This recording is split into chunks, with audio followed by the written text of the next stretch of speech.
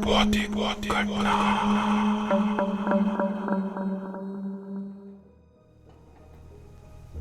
रात का अंधेरा धीरे धीरे गहराता जा रहा था। आसमान में हल्के बादल थे जिनके पीछे से चांद कभी बाहर आता तो कभी अचानक छुप जाता। और उसी बीच मैंने एक ऐसा भयानक नज़ारा देखा जिसे देखकर मैं ये नहीं समझ पा रहा था कि आखिर वो क्या है। दोस्तों, आज की भौतिक घटना को हम अर्जुन गुप्ता जी के पॉइंट ऑफ व्यू से सुनेंगे, जिनके साथ ये घटना वास्तव में घटा था।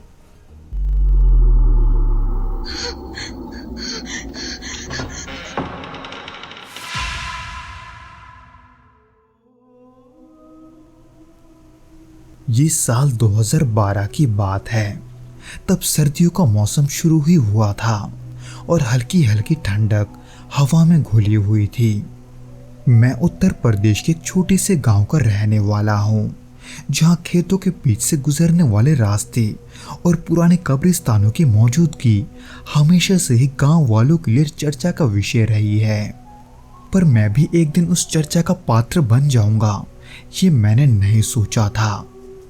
दरअसल उस घटना वाले दिन मुझे अपनी बड़ी बहन को उसके ससुराल ले जाना था, क्योंकि गांव में साधन सीमित थे और आखिरी ऑटो भी निकल चुकी थी। हालांकि मुझे अपनी बड़ी बहन को उसके घर छोड़ने में कोई परेशानी नहीं थी, क्योंकि मैं पहले भी कई बार अपने बहन को वहां छोड़ने जा चुका था। पर उस काम में परेशानी की बात सिर्फ ये थी कि रास्ता कच्चा होने के कारण बहुत ही खराब था। खैर, जब मैं बाइक में अपने बहन के साथ घर से निकला तो गांव के गलियों में हलचल थी। कुछ लोग अपने घरों की ओर लौट रहे थे तो कुछ चाय की दुकानों पर बैठकर देर रात तक गप्पे लड़ा रहे थे।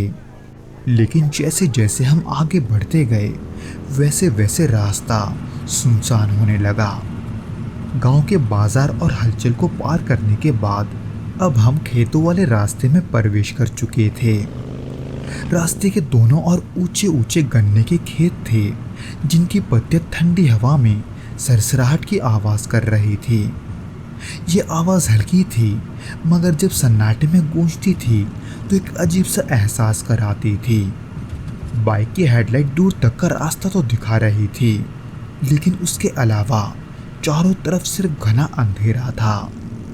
बीच बीच में कुछ पुराने पेड़ थे जिनकी शाखाएं अजीब तरीके से मुड़ी हुई थी, जैसे किसी ने उन्हें जबरदस्ती तोड़ने की कोशिश की हो। खैर, बहन को उसके ससुराल छोड़ने में मुझे लगभग 40 मिनट का समय लगा था। जब मैं वापस लौटने लगा तो घड़ी रात के करीब 10:30 बजा रही थी। बाकी का रास्ता खुला खेत था, इसलिए ठंड भी काफी बढ़ चुकी थी, जिसके बीच हल्का हल्का कोहरा भी उभरने लगा था। मुझे अकेला वापस लौटना था और रास्ता वही था जिससे मैं कुछ देर पहले गुजरा था, लेकिन अब ये रास्ता पहले से ज्यादा डरावना लग रहा था। बाइक की हेडलाइट के आगे जो भी आता बस वही कुछ पलों के लिए दिखता और फिर अंधेरे में गायब हो जाता। ऐसे ही कुछ देर के बाद उस खुले खेत वाले रास्ते में अब कब्रिस्तान आने वाला था। हालांकि उन कब्रिस्तानों से डरने की कोई बात तो नहीं थी, लेकिन उनमें मौजूद छोटे मोटे झाड़ियों, खास करके बांसों के बड़े झाड़ों को देखकर उस सुनसान रास्ते में डर लगना लाजमी होता है।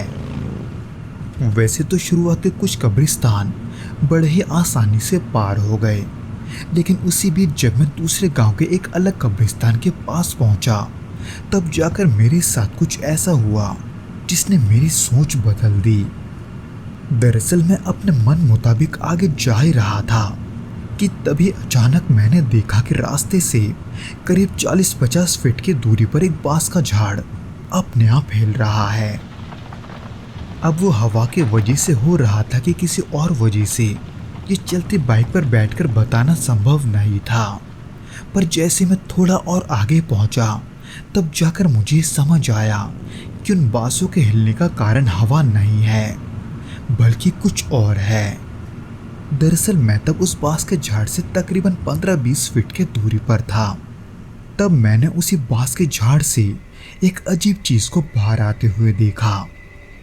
वो एक दुबला पतला लेकिन लंबा सा आदमी था, जिसका पूरा शरीर काले रंग का था और उसकी छाती उभरी हुई थी, जिसकी हड्डियां मुझे साफ दिखाई दे रही थी।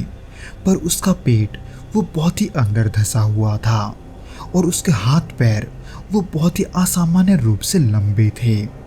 जिसकी सबसे डरावनी बात ये थी कि उसकी आंखें वो पीली और चमकीली थी, जैसे किसी जानवर की होती है। उस तरह के खौफनाक चीज को अपने सामने खड़ा देखकर मैं पल भर में ही कांप उठा था। मैंने घबराहट में बाइक मोड़ने की कोशिश तो की, लेकिन सारा ध्यान उस अजीब आकृति पर था, जिसके वजह से मेरा संतुलन बिगड़ा और मैं बाइक समेत सड़क के नीचे खेत के किनारे गिर पड़ा। हालांकि मैंने गिरते ही तुरंत उठने की कोशिश की, लेकिन मेरा पैर वो बाइक के नीचे दबा हुआ था और उसी बीच चांद की हल्की रोशनी में मैं उस काले आदमी को अपनी ओर बढ़ता हुआ देख रहा था, जिसे देखकर मैं और भी घबराने लगा, ये सोचकर कि वो मेरे साथ क्या करने वाला है। उस दौरान मैं वहां से भागना तो चाहता था, लेकिन तब माहौल ही ऐसा बन गया था कि मेरा पूरा शरीर ही सुन पड़ चुका था। यानी कि एक हिसाब से मैंने हार मान ली थी। उस पल मैं बस आंखें बंद करके यही प्रार्थना कर रहा था कि कोई मेरी मदद करे, लेकिन मैं आंखें बंद करके सिर्फ उसी शख्स के कदमों की आवाज ही सुन पा रहा था, जो धीरे धीरे मेरी ओर बढ़ रही थी। मैं अपने हालात से समझौता कर ही चुका था कि तभी मुझे पीछे से एक और आवाज सुनाई दिया। वो आवाज दरअसल एक साइकिल की थी, जिसमें एक बूढ़ा व्यक्ति एक लालटेन लेकर आ रहा था। इसलिए मैंने उस लालटेन की रोशनी की तरफ देखकर जल्दी से मदद मांगी।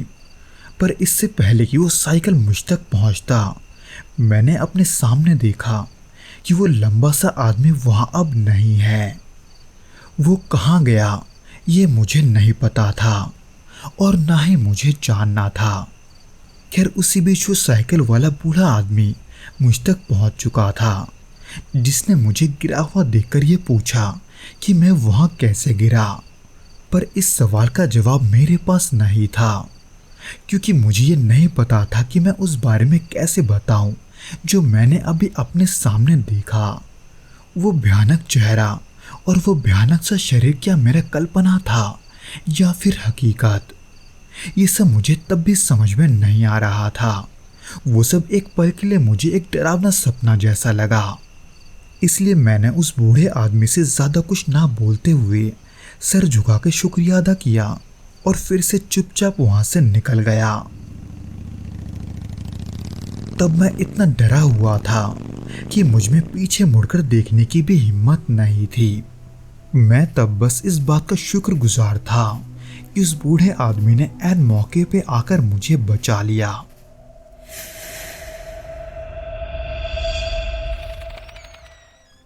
तो दोस्तों ये तो था वो घटना जो कि अर्जुन जी के साथ घटा था। उम्मीद करता हूँ कि आपको ये पसंद आया होगा, और अगर आया हो तो प्लीज़ इस वीडियो को लाइक करके इसे अपने दोस्तों के साथ शेयर ज़रूर करना और हमें कमेंट करके ये ज़रूर बताना कि आपको ये वीडियो कैसा लगा।